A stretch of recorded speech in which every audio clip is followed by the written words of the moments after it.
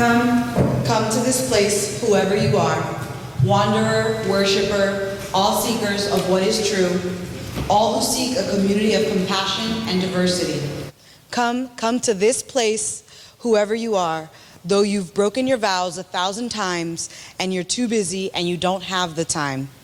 Come to this place, whoever you are, lovers of wisdom, lovers of humanity, lovers of beauty. Come to this place where a love we do not make surrounds us and lifts us and nurtures us. Come to this place, whoever you are. Ours is not a community of despair, but of hope. Not a place of judging, but of thanksgiving. Not a place of certainty, but of searching. Come to this place, whoever you are. Welcome to our celebration of life. We light the chalice, a symbol of our faith and community, with the following words from Sarah Eileen Lawal. Out of the flames of fear, we rise with courage of our deepest convictions to stand for justice, inclusion, and peace. Out of the flames of scrutiny, we rise to proclaim our faith with hopes to heal a fractured and hurting world. Out of the flames of doubt, we rise to embrace the mystery, wonder, and awe of all there is and all that is yet to be. Out of the flames of hate, we rise with the force of love. Love that celebrates our shared humanity. Out of the flames, we rise. If you ask what Unitarian Universalists believe, two answers, especially if they vary, are almost certainly better than one. In our circle of faith, when two or more gather, a love and argument is a sure sign that the Spirit is moving among us. Yet far more unites us than divides us. This is from a book, A Chosen Faith, by the late Forrest Church and John Burns. I am Zachary Bosco. Once upon a time, I was Zachary Kingsborough at birth. I was also Zachary Washington. Sometime I'm both Zachary Washington Bosco. And I've had some other last names through partnerships and stuff. Lopez, sometime I'm Mr. Jornick.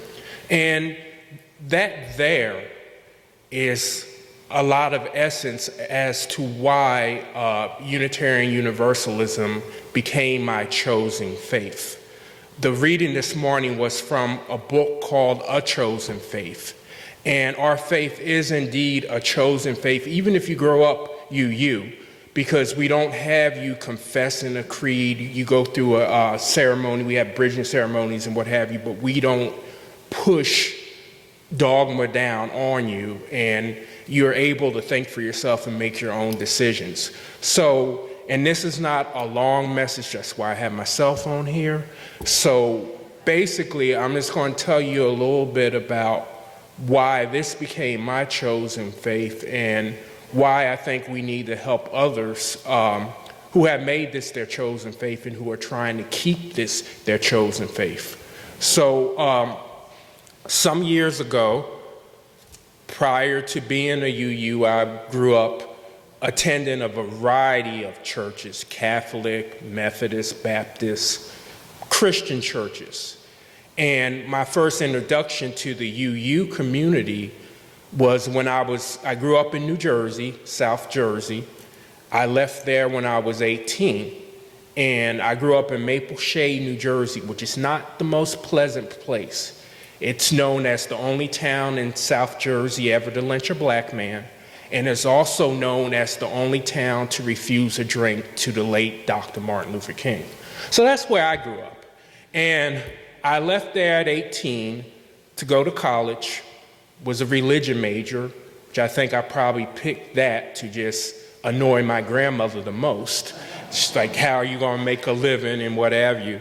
So I left and moved to Bristol, Tennessee, the birthplace of country music, having a bunch of naysayers from Maple Shade who said, oh, they're gonna be so racist and bigoted down there.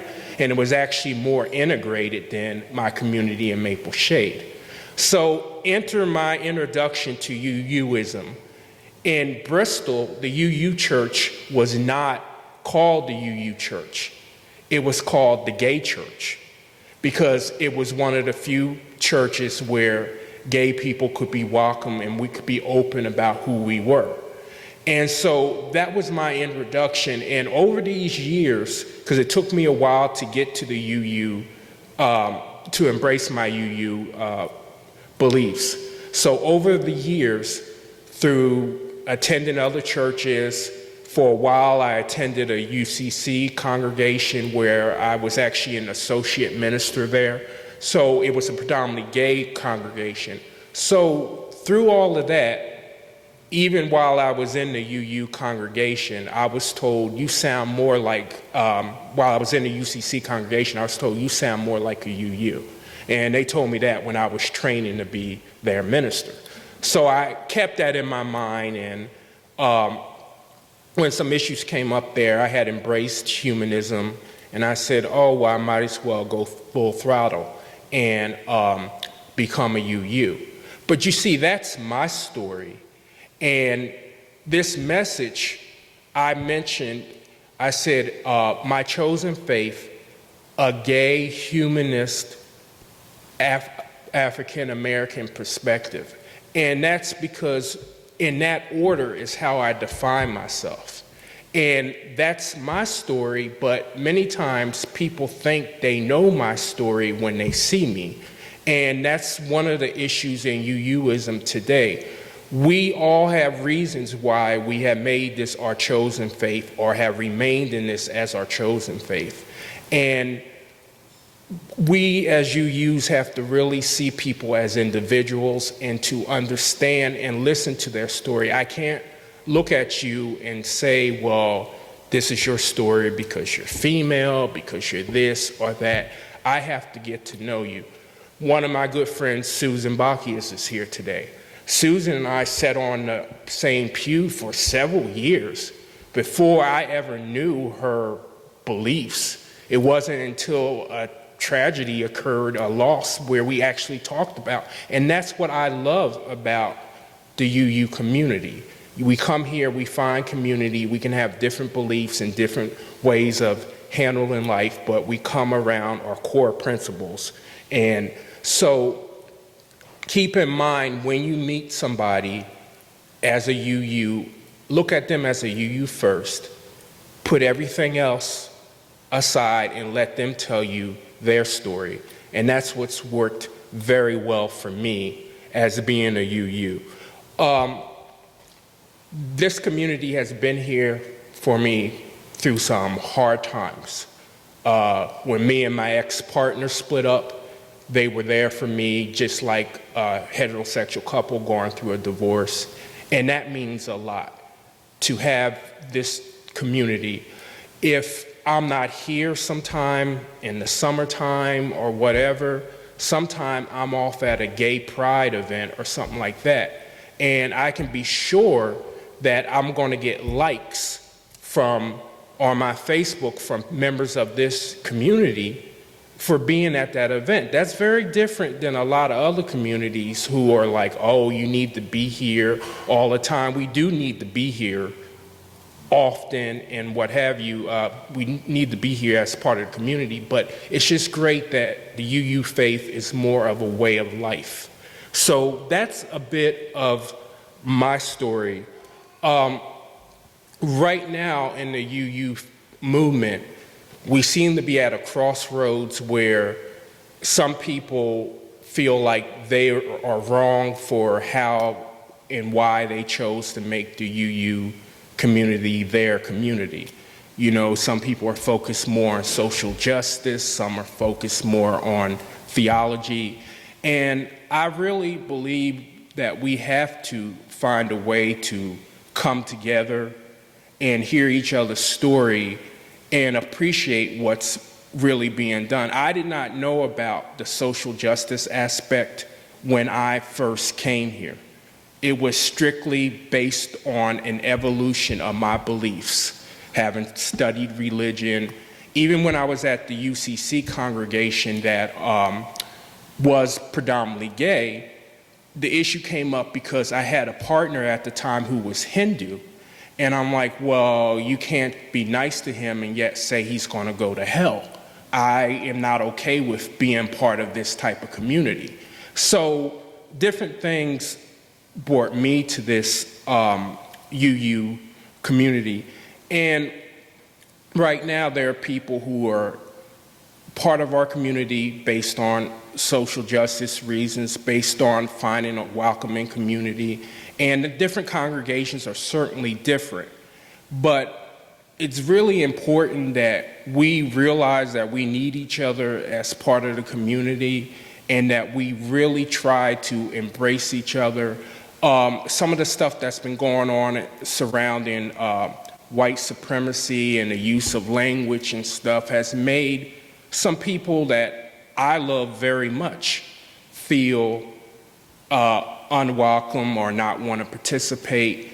And I always try to give examples. I talk a lot more as a gay male than I do as a black male, because then sometimes I feel like then it's not always me attacking and saying, well, as a white person this or what have you, because it's a lot of other ways that discrimination and things, actually there's more discrimination because of your sexual orientation now than it is because of your race, and that's just true.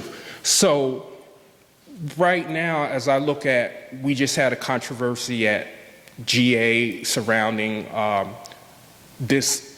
book that is, I've only read part of it, that's creating controversy in the UU world, and just a lot of things. And my concern is that we really need to realize this is a chosen faith, and we have to find a way to work through some of these differences and stick together as people, as not just USG, but as the greater UU world. And some examples, so one of my friends, Reverend Jason Cook, he's a UU minister in California, and he used to be director of missions at Meadville, Lombard, one of our theological schools. And I met him, I took some classes at Meadville, not to be another minister again, just to, do what I do. And Jason is a gay male and gay white male. His husband identifies as Latino. And he told me that when he joined his church, he was happy, enjoying himself, and a lady came up to him and she thought she was being nice, and she said, well, I'm so glad we have the rainbow flag here, because now you and your husband are here. And he thought about it and he said, no, that's not why we are here. We're here because we found a church where we agree with the theology. And to him, he said, that really made him realize that at least that member saw him as the gay member before the UU member, before the UU person who happened to be gay. And I think that that's what happens with a lot of us right now in the UU movement. We're seeing people, and we're saying, for instance, I'm very concerned and interested in working with women's rights, but just because you're a female does not mean that that is where you're devoting a lot of your time to. And I need to hear you and listen and see what makes you tick, what is interesting to you. So that's just some examples of things, whether you want to go as far as to say microaggressions or what have you, that kind of make this chosen faith a difficult faith for some people. And my concern is that we work together and we try to help everybody with maintaining this faith, not getting, feeling where, they don't belong or feeling like they are under attack or what have you. Yes, if somebody is going against our principles, that's different. We believe in the inherent worth and dignity of each person and what have you. But other things we do have to come together and work on. So that's been kind of my journey. I talk a lot about this congregation in the greater UU world, wherever I'm at.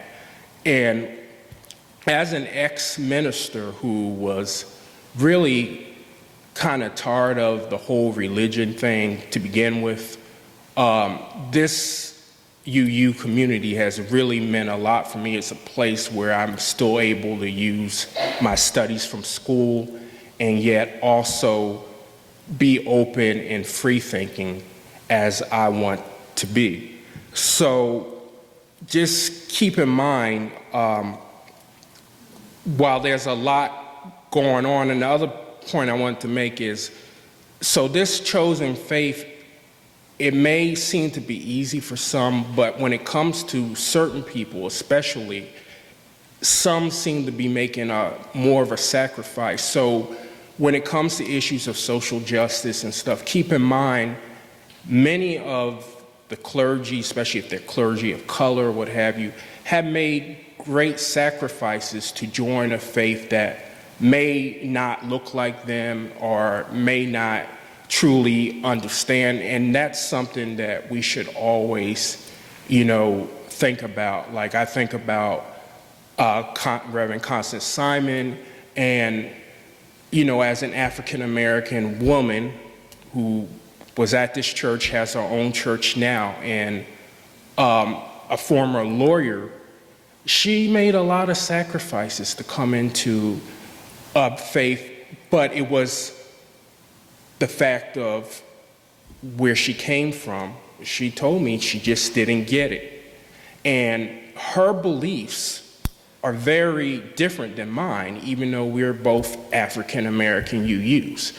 And anybody who was at her ordination at First UU and you heard the music compared to some of the music I asked to hear, you can tell her and I have very different beliefs, but we love each other and we work together. So this has been my story of why I chose the UU movement. I don't know your story, and it's not right for me to superimpose what I think is your story until you tell me what is your story and what has brought you here, what kept you here if you grew up in this way, and what you want to see in the future to keep you here. So keeping in mind that this is a chosen faith, we are a community first. What can we do to support each other in our chosen faith and to keep each other engaged and to support the larger UU movement? And so that's basically, in a nutshell, what I wanted to say. A little bit about me and my journey now, for those of you who didn't know it. And I look forward to getting to know more of you that I don't know and getting to know your journey. And what I like about this congregation and about UUism is we can do things very, sometimes non-traditionally. So I love being able to talk informally like this and just engage with each other. So thanks for indulging my chosen faith and what has made it my chosen faith. And I look forward to more years and time of dialogue with everyone. Thank you.